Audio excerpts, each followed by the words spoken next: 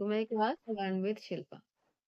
सो आज अगेन हम लेके आए हैं आपके लिए video on previous year question, क्योंकि बेटा एग्जाम जो जून के सेमेस्टर के बच्चे हैं उनका आने ही वाला है और आपके लिए एक तरह से रामबाण है कि आप इस वीडियो को देखिए कि जितने भी क्वेश्चंस आपके सामने मैं लेके आ रही हूँ ये सारे प्रीवियस ईयर है। आपके आने वाले एग्जाम में बहुत हेल्पफुल रहेंगे, क्योंकि टीचिंग एप्टीट्यूड एक हमारा ऐसा पेपर बन का ऐसा ही हमारा सिलेबस है जो नंबर गेनिंग है। जो मेन सब्जेक्ट जिसका जो भी है वो तो उसको तैयारी करनी ही करनी है, बट ये नंबर गेनिंग में जाता है कि अगर हमने, क्योंकि इससे थोड़ा सेंसिबल क्वेश्चंस होते हैं, इतना रटना नहीं पड़ता हमें, दिमाग से हम ठीक कर सकते हो, ठीक हो सकता है वो, तो हमारे इनकरेक्ट नहीं जाएगा आंसर। इसलिए बहुत जरूरी है कि हम अपना टीचिंग एप्टीट्यूड स्ट्रॉन्ग कर लें, और उसके लिए हमारे प्रीवियस ईयर क्वेश्चन जितने प्रैक्टिस करेंगे उतने हमारे आंसर को कैसे कैसे आंसर हमें टिक करने हैं इसकी प्रैक्टिस हमें हो जाएगी। सो बिना कोई टाइम वेस्ट किए हम क्लास को स्टार्ट करते हैं कि कैसे कैसे क्वेश्चंस आपके देखने को मिले थे। The first question is teaching is best described as, teaching सबसे अच्छा कैसे डिस्क्राइब कर सकते हैं? The act of delivering content to student, the process of facilitating learning and guiding student, a one-way communication between teacher and learner, a method of ensuring memorizing of fact। तो इनमें से कौन सा आपको बेस्ट लग रहा है कि डिलीवरिंग करना कंटेंट या फैसिलिटेट करना? देखो बेटा, अब जो जिन्होंने मेरी थ्योरी क्लास भी ली है अभी तक, जो मैंने थ्योरी क्लास बनाई है यूजीसी नेट टीचिंग एप्टीट्यूड पे, तो उनको ये पता लग गया होगा कि टीचर का मेन मोटिव यहाँ पे क्या दिया गया है कि फैसिलिटेट कर रहा है और गाइड कर रहा है। इसलिए the first answer is facilitating and guide. So answer B is correct. Now this question second, which of the following is a characteristic of reflective teaching? the reflective teaching का यहाँ पे ऐसा कौन सा characteristic है इन ऑप्शन में से? तो पहला rote memorising, practical problem solving and critical thinking, teacher centred learning, या फोकस ऑन इमीडिएट रिकॉल। तो इनमें से क्या लग रहा है बेटा? जो हमें लग रहा है रिफ्लेक्टिव, देखो तीन तरह की लर्निंग सिखाई है मैंने आपको, कौन कौन सी? मेमोरी लेवल, अंडरस्टैंडिंग लेवल और रिफ्लेक्टिव लेवल। मेमोरी मेमोराइज करते हैं, अंडरस्टैंडिंग में अंडरस्टैंड करते हैं, रिफ्लेक्टिव में होता है जो पीएचडी लेवल के बच्चे होते हैं क्रिटिकल थिंकिंग खुद से पढ़ रहे हैं। तो rote, teacher centre, focus, immediate recall करना, ये सब तो हमारा हो नहीं सकता, तो बचा क्या? Critical thinking. Now next third question, which level of teaching focuses on learners ability to retain the recall information? अब recall मतलब कि हम जो हमने याद किया उसको हम फिर से याद कर रहे हैं, सोच रहे हैं।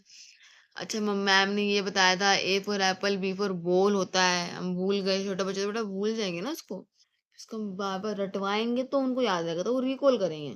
तो इसलिए हम रटवा किस में करते हैं, कौन से लेवल में? मेमोरी लेवल में। अभी अभी मैंने आपको बताया इस बारे में, जो लेवल से बेटा क्वेश्चंस बनते हैं। नाउ असर्शन रीजनिंग में देखने को मिलती है। तो टीचिंग असर्शन क्या है? Teaching at the understanding level involve explanation, example and reasoning. कि अंडरस्टैंडिंग लेवल पे क्या क्या इन्वॉल्व होता है? एक्सप्लेन करना, एग्जाम्पल देना और रीजनिंग। रीजनिंग इसका रीजन क्या है? Understanding level teaching aims to develop problem solving ability. इसमें क्या होती है? हमारा प्रॉब्लम सॉल्विंग एबिलिटी डेवलप होती है। तो देखो बेटा, हम एक्सप्लेन कर रहे हैं, अगर हम कोई चीज को समझाएंगे, एग्जाम्पल देंगे, तो इससे क्या होगा? बच्चे के अंदर से चीजें उभरेंगी, उसके अंदर वो ढंग से समझ रहा है, तो उसको एग्जाम्पल में सुनने को मिल रहा है, तो प्रॉब्लम सॉल्विंग बनेगा। इसलिए both A and R are true, and R is the correct explanation of A. तो option A is correct. Now the question fifth, match the following levels of teaching with their key characteristics. हमें match करने हैं, ठीक है बेटा। Memory level, तो यहाँ पे ना दोनों हमारे ये सामने आ गए हैं, हम इसको इस तरीके से, the memory level problem solving, understanding level recall and rote memorising, reflective level logical reasoning and insight. तो क्या क्या हो सकता है? तो मेमोरी लेवल में क्या होता है? हम चीजों को मतलब रटते हैं, रिकॉल अभी पढ़ा हमने पीछे, रोट करना। तो फर्स्ट का तो बेटा बी हो गया। अब यहाँ पे देखो फर्स्ट का बी को, बी और सी दोनों, बी और डी दोनों में फर्स्ट का बी है। प्रॉब्लम सॉल्विंग कम बनते हैं हम्म हम जिसमें रिफ्लेक्ट और लॉजिकल रीजनिंग एंड इनसाइट। तो रिफ्लेक्टिव लेवल थर्ड का ए। क्यों? क्योंकि प्रॉब्लम सॉल्विंग हम ज्यादा ज्यादा क्या कर रहे हैं? पीएचडी लेवल पे खुद से सेल्फ लर्निंग सीख रहे हैं, खुद से प्रॉब्लम सॉल्व कर रहे हैं। अंडरस्टैंडिंग लेवल की लॉजिकल रीजनिंग एंड इनसाइट, अभी हमने ऊपर पढ़ा रीजनिंग के बारे में कि रीजनिंग टीचर कराती है, ठीक है? तो 2 का सी, इसलिए option A is the correct answer. Now the next question, a teacher explains a concept using real life example and encourage student to ask question, की टीचर ने क्या किया, सिनेरियो एक कंटेंट एक्सप्लेन किया रियल लाइफ एग्जांपल पर, encourage किया बच्चों को कि तुम मुझसे क्वेश्चन पूछो, हम डिस्कस करेंगे। This method is aimed at enabling student to comprehend the material deeply and apply it in different context. तो इस मेथड से हम क्या कर रहे हैं, इनेबल कर रहे हैं बच्चे को सोचने की, तुम कॉम्प्रिहेंड करो, डीपली सोचो। तो विच टीचिंग लेवल थे, कौन सा टीचिंग लेवल है बेटा? Memory level, reflecting level, understanding level या फिर conceptual level? This is understanding level. Okay, now the next question, which of the following is the characteristic of adolescent learner? adolescent learner का कौन सा है यहाँ पे इनमें से characteristic है? High level of independence in decision making, की डिसीजन मेकिंग में बहुत ज्यादा ही इंडिपेंडेंस है। Strong need for emotion support and peer acceptance, कि उनको एक इमोशनल सपोर्ट चाहिए किसी का, मम्मी या पापा के, पेरेंट को, गाइड का, या कोई अपने साथ सहपाठी का। Preference for abstract and theoretical learning, कि वो एब्स्ट्रैक्ट चीजें जो जो इमोशन चीजें और थियोरेटिकल है, जो बुक से रीडिंग है, इन सब में उनके प्रेफरेंस, दोनों ही preference. No need of social interaction, समाज के इंटरेक्शन की नीड बहुत कम है।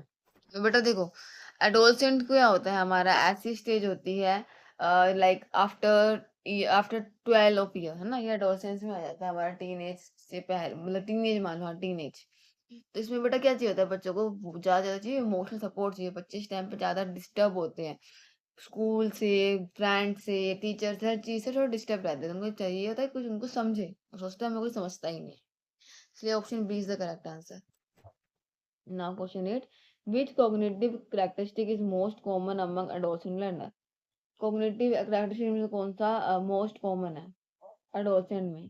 Advance abstract thinking, limited ability to handle complex tasks, strong focus on immediate needs, preference for rote learning। देखो rote learning तो बेटा हमारे adolescent में होती नहीं है, उससे कम बद में होती है ये। Strong focus on immediate need, कि उनको ज्यादा फोकस अपनी नीड्स पे रहता है।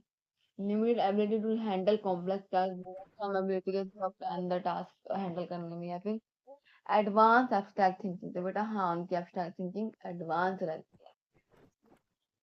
Next, one of the primary emotional characteristic of adult learner is, सबसे मेन इमोशनल कैरेक्टरिस्टिक कौन सा एडल्ट लर्नर में? नीड फॉर कॉन्टिन्यूस इमोशन, को ज्यादा से ज्यादा जरूरत होती है इमोशनल वैलिडेशन पीयर्स पार्टियों की। अभी अडल्ट है, एडोलसेंट नहीं, ध्यान रखना। Greater emotional stability and self regulation, खुद से वो इतना उनको जब नीड नहीं है इमोशनल सपोर्ट की, वो खुद से ही परेशान होते हैं, खुद से ही ठीक हो जाते हैं, उनको पता है यही लाइफ है, यही चलता रहेगा, सुख दुख, इसलिए उनको ज्यादा इमोशनल सपोर्ट की नीड नहीं होती है, सेल्फ खुद से ही रेगुलेट वो कर लेते हैं। फ्रीक्वेंट मूड स्विंग, जल्दी जल्दी मूड स्विंग होते हैं।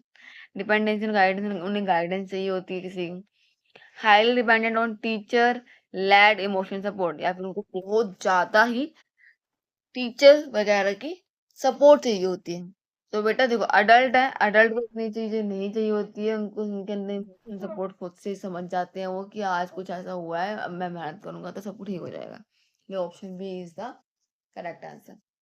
Now 10th question, which of the following best describe adult learner approach to learning?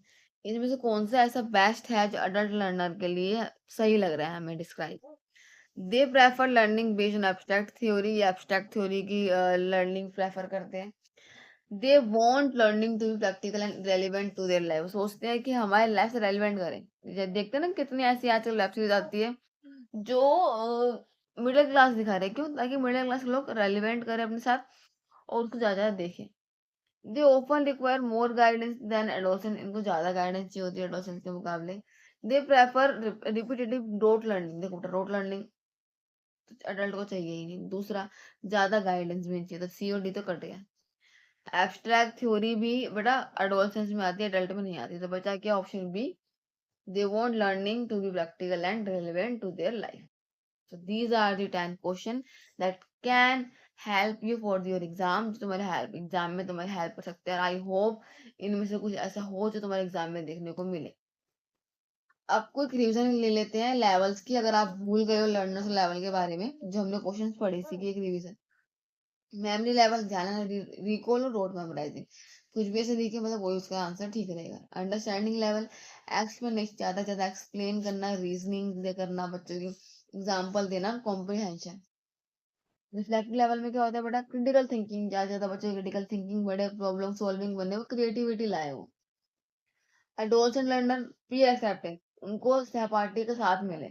Emotional support, उनको सपोर्ट मिले इमोशनली। एब्स्ट्रैक्ट थिंकिंग, उनकी एब्स्ट्रैक्ट थिंकिंग ज्यादा बढ़े, ठीक है। अडल्ट लर्नर में क्या होता है बेटा, प्रैक्टिकल लर्निंग, उनको प्रैक्टिकल से मतलब है, उनको इतना किसी के साथ नहीं चाहिए, दोस्त बोल रहा नहीं बोल रहा कोई बात नहीं, उन्हें कोई मतलब नहीं है। बट अडोल्सेंट में क्या होता है, अगर फ्रेंड अगर लड़ाई होगी, बात नहीं कर रहा तो हम मेंटली डिस्टर्ब हो जाते हैं। और अडल्ट में क्या होता है, सेल्फ रेगुलेशन, हम खुद से रेगुलेट करते हैं अपनी चीजों को। लाइफ ओरिएंटेड लर्निंग, हम लाइफ में ओरिएंटेड है कि हमें क्या करना है, हमें इतना मतलब नहीं है अब दोस्त यारी से, ठीक है ना। सो ये कुछ चीजें दे रखी है की पॉइंट्स हर एक आपके टॉपिक के साथ, ताकि अगर ऐसा कुछ आपको दिखे आपके क्वेश्चन में तो आप समझ जाना इसका आंसर ये होगा, ठीक है। सो ऐसे ही कोई रिवीजन भी की जाएगी आपकी with with the help of the questions. तो आई होप आपको आज की क्लास बहुत अच्छी लगी हो, आपके लिए हेल्पफुल हो। आई होप क्वेश्चन आपको देखने को मिले आज तक आपको अच्छी लगी, तो बड़ा चैनल सब्सक्राइब करना ना भूलें, हमारे चैनल को शेयर करें और वीडियो को ज़्यादा से ज़्यादा लाइक करें। Thanks for watching.